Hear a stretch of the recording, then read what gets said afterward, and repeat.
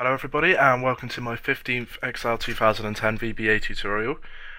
This tutorial is going to show you how to use nested if statements. So let's just go back into the code we were using in the last tutorial.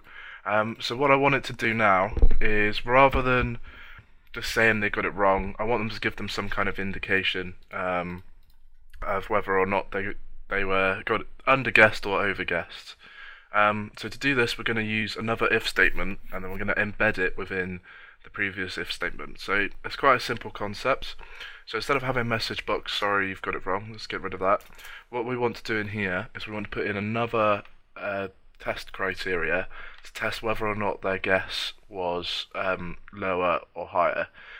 We don't want it to be in the else side, because if they got it right, then we don't want to tell them it's lower or higher. So this is the point of a nested if statement, is this test is only going to run if the first test is true.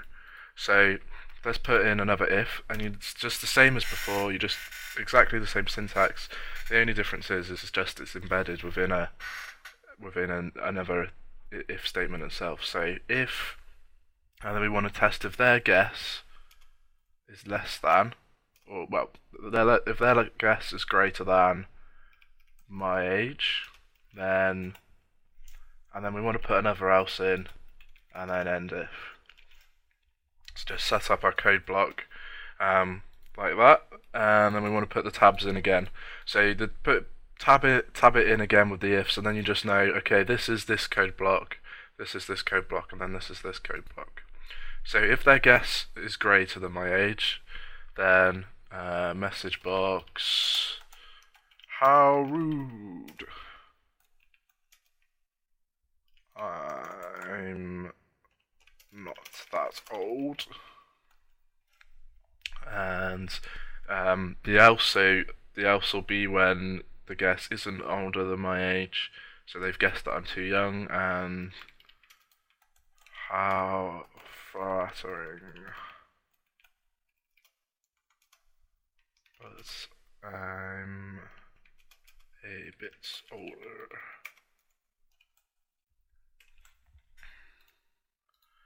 Right, so if we run this now, what it's going to do is it's going to test whether or not my age is different to guess. If it is different to guess, it's then going to do one of two things, depending on whether their guess was higher or lower than my age.